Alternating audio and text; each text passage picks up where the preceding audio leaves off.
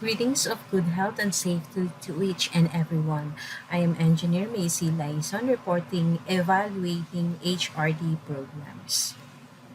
Our learning objectives are define evaluation and explain its role, purpose in HRD, compare different models of evaluation, discuss the various methods of data collection for HRD evaluation, explain the role of research design in HRD evaluation, describe the ethical issues involved in conducting HRD evaluation, and identify and explain the choices available for translating evaluation results into currency terms.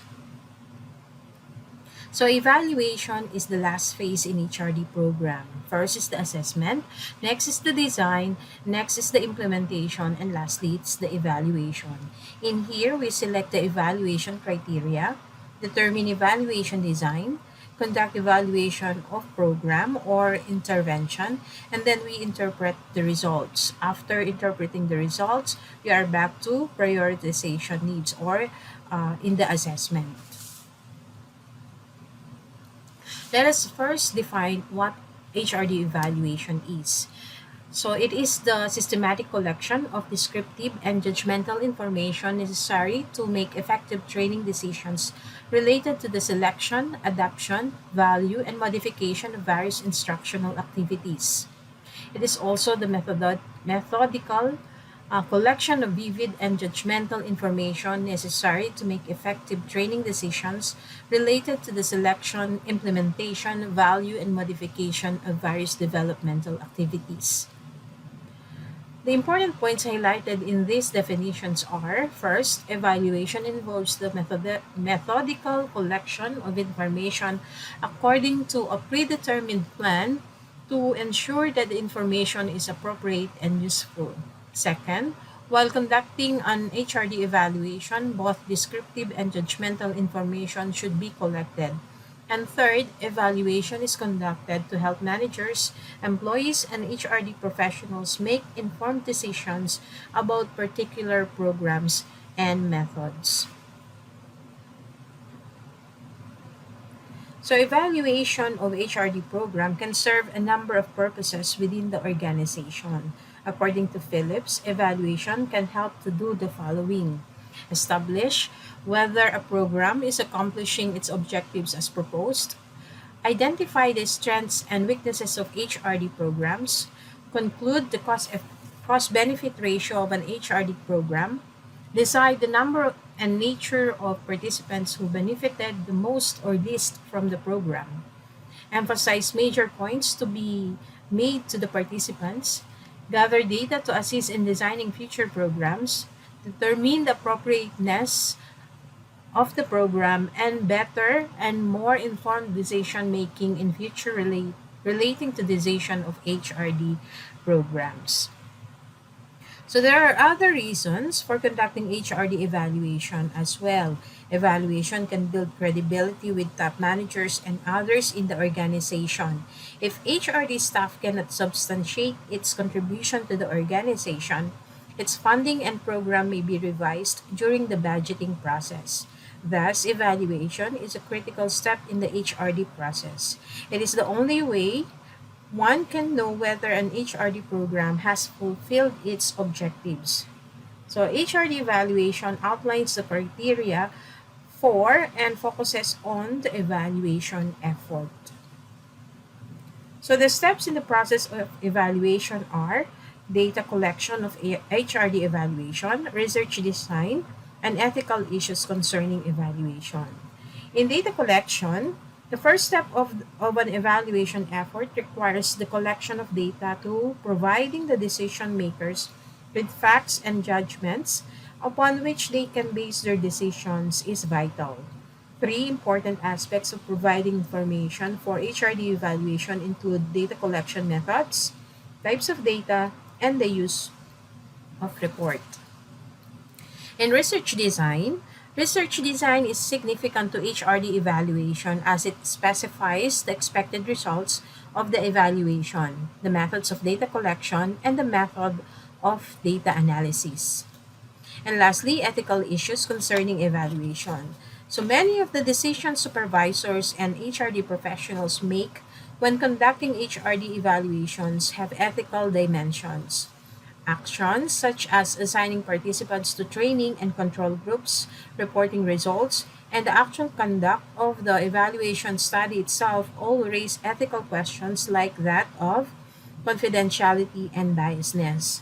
Some evaluation research project involves asking participants questions about their or others' job performance. The results of this inquiries may be embarrassing or lead to adverse treatment by others if they are made public. Also, supervisors dislike being rated by their subordinates on performance aspects, and raters' bias can creep in. Halo effect, recency effect, or other potential biases that can creep in. So evaluation studies should be monitored by a review board to ensure that participants are aware that they are participating in a study and know its purpose, what they will be expected to do, and the potential risks and benefits of participating. In some cases, an investigator may feel that the study will yield better results if employees don't realize they are in an evaluation study, or if they are given some false or misleading information during the study. So, HRD professionals and their managers may feel pressurized to make sure that the results of their evaluation reveal that the program was effective. This may be one reason why meticulous evaluation of HRD program is not done more often. The HRD people are the ones who design and develop, implement, and evaluate the program. If the evaluation shows the program was ineffective, the HRD department may lose financial support and have their activities curtailed. Although the possibility exists for deception in the form of doctoring results, reporting partial results, or setting up bias studies, it is unclear how often this occurs in HRD evaluation. But it is imperative on the part of management to be cautious while evaluating the HRD program. So there are, according to Hamlin, there are five levels at which evaluation can take place. So we have reactions of trainees to the training experience itself. Number two, learning evaluation requires the measurement of what trainees have learned as a result of their training. Number three, job behavior evaluation is concerned with measuring the extent to which trainees have applied their learning on the job. And number four, organizational unit evaluation endeavors to measure the effect of changes in the job behavior of trainees on the functioning of the pan of the organization in which they are employed. And number five, ultimate value evaluation aims to measure how the organization as a whole has benefited from the training in terms of greater profitability, survival, or growth. So there are many models measure training effectiveness. The most popular and influential framework for training evaluation was articulated by Kirkpatrick. So according to Kirkpatrick, he argues that training efforts can be evaluated according to four criteria, namely the reaction, learning, job behavior, and results. So the four levels are, so in level one, it is the reaction to the training program. So did the trainees like the program and feel it was useful? At this level, the focus is on the trainees' perceptions about the program and its effectiveness. Positive reactions to a training program may make it easier to encourage employees to attend future programs.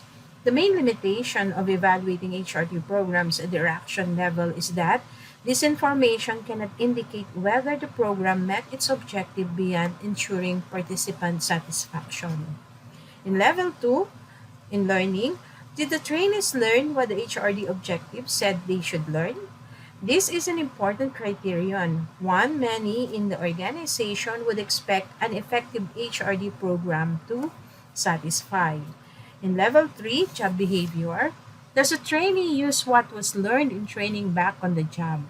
If learning does not get transferred to the job, the training effort cannot have an impact on the employees or organization's effectiveness. Measuring whether training has transferred to the job requires observation of the trainees on the job behavior and comparing it with past performance errors. And lastly, level 4, the results. Has the training of HRD effort improved the organization's effectiveness? Is the organization more efficient, more profitable as a result of the training program? Meeting this criterion is considered to be the most challenging level to evaluate given the limitations of employee performance. How training has had an effect on the bottom line is important to know. Typically, at this level, economic and operating data are collected and analyzed. In Kirkpatrick's framework, it provides a useful way of looking at the possible consequences of training and recapitulates that HRD efforts often have multiple objectives. Each succeeding level incorporates the one prior to it, finally terminating in what is considered to be the ultimate contribution of any organizational activity that is improving the organization's effectiveness. However, Kirkpatrick's approach has its limitations too.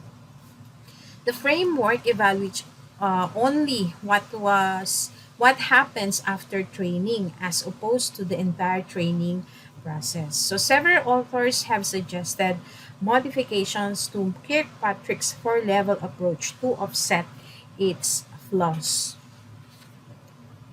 They have suggested expansion of the reaction level to include assessing the participant's reaction to the training methods and efficiency, and splitting the reaction level to include assessing participants' perceptions of enjoyment, utility, and the difficulty of the program. Further, the researchers proposed addition of a fifth level to address the societal contribution and outcomes created by an HRD program, and to specifically address the organization's return on investment. So another model of evaluation of training is the Brinkerhoff's model, which extends the training evaluation model to six stages, questioning the rationale, process, and benefits of having an HRD program. So the first stage is the goal setting. So in here, what is the need for HRD program? In number two, it's the program design. What will work to meet the need? Number three, program implementation. Is the HRD program working with a focus on the implementation of the program? Number four, immediate outcomes. What did the participants learn? In number five, intermediate outcomes. Are the participants using what they learned? And finally, number six, impacts and worth. Did it make a worthwhile difference to the organization's performance? So another model, we have the Bushnell's model. Bushnell suggests a model based on a system view of the HRD function, the input, throughput, output, containing four stages. In input, what goes into the training effort? This consists of performance indications such as trainee qualification and trainer ability. Number two is the process, the planning, design, development, and implementation of the HRD program. Number three, it's the output, wherein you can see here the trainer reactions, knowledge or skills gained, and improved job behavior. And finally, the outcome. Here we have the effects on the organization, including profits, productivity, and customer satisfaction. So the evaluation measurement should be done to ensure that the program is well designed and meets its objectives. In its simplest form, evaluation should address the question of whether the training program achieved its objectives, basing training objectives on needs assessment information, and then evaluating those objectives is the most economical way of summarizing what training evaluation efforts can focus on. So we have data collection for HRD evaluation. These are the possible methods. We have interviews, questionnaires, direct observation, written tests, simulation or performance tests, and archival performance information.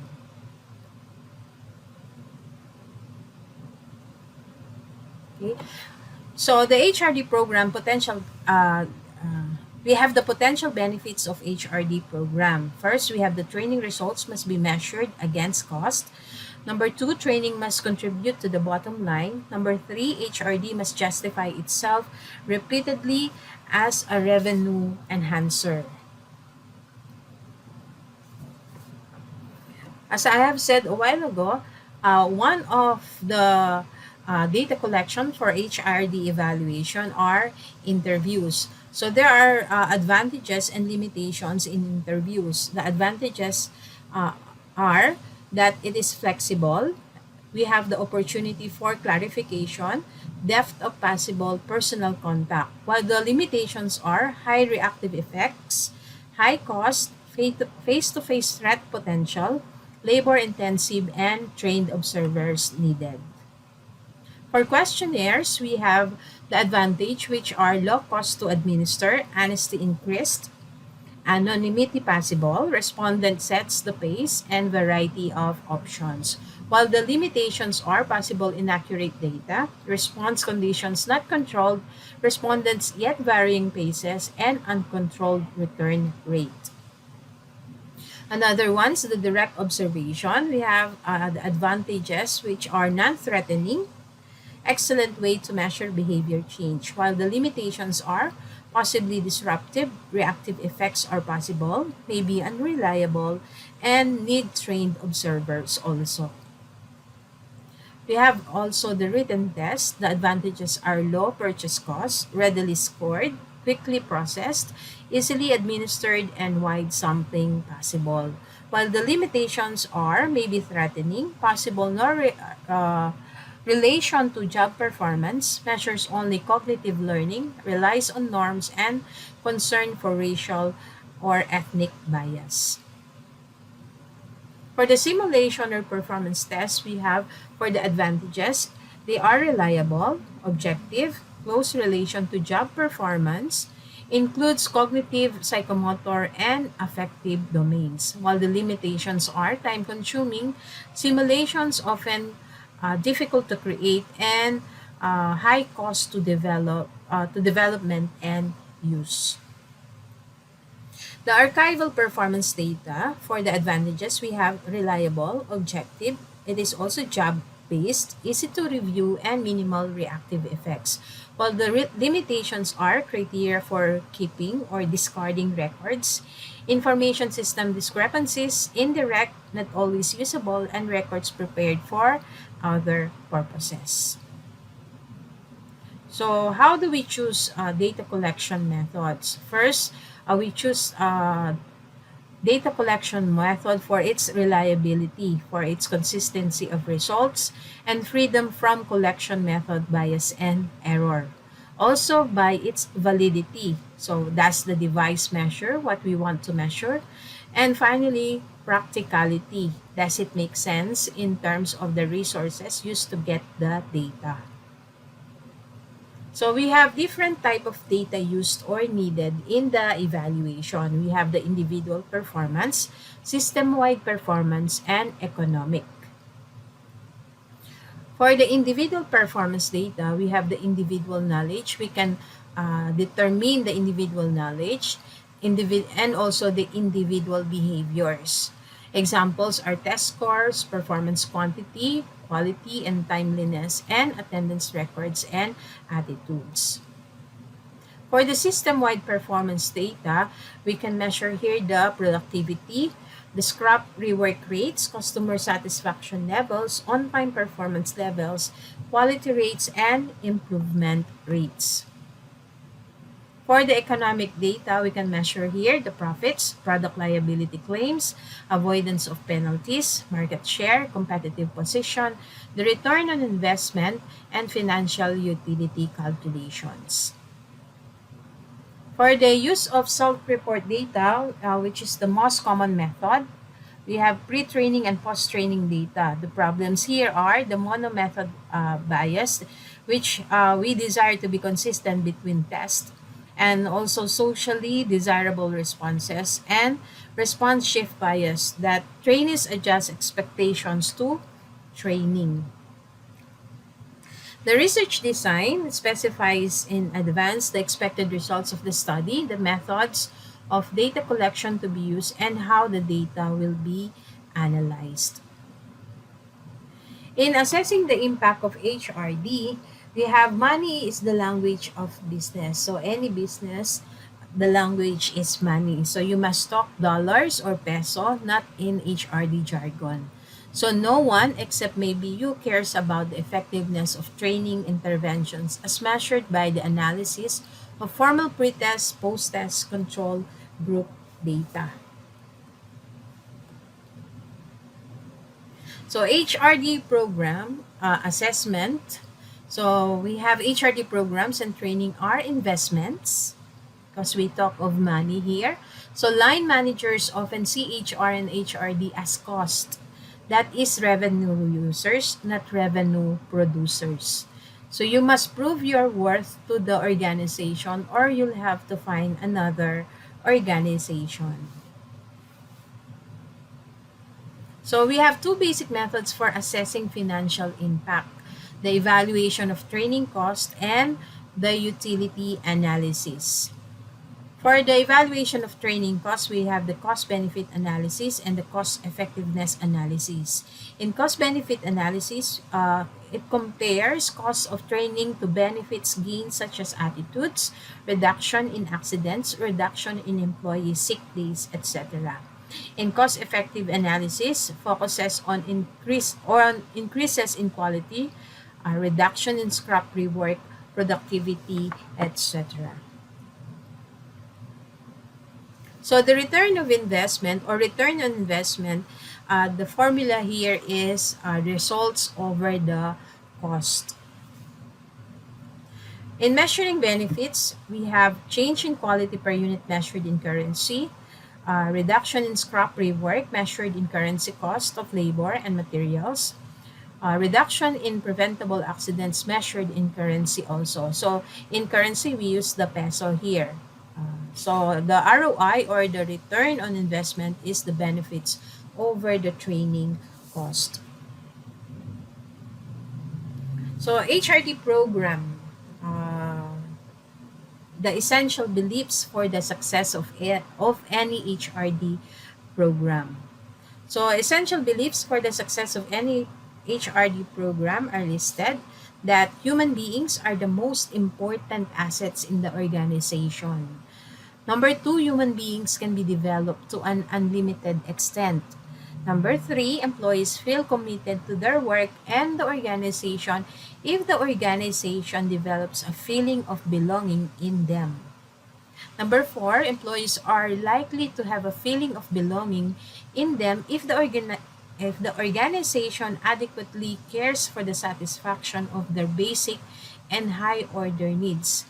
Number five, employees' commitment to their work increases when they get opportunity to discover and use their full potential. Number six, it is every manager's responsibility to ensure the development and utilization of the capabilities of his subordinates to create a healthy and motivating work climate and to set examples for subordinates to follow. Also, the higher the level of a manager, the more attention he should pay to the HRD function in order to ensure its effectiveness. And lastly, a healthy and motivating climate is one which is characterized by openness, enthusiasm, trust, mutuality, and collaboration. So one of the very successful or uh,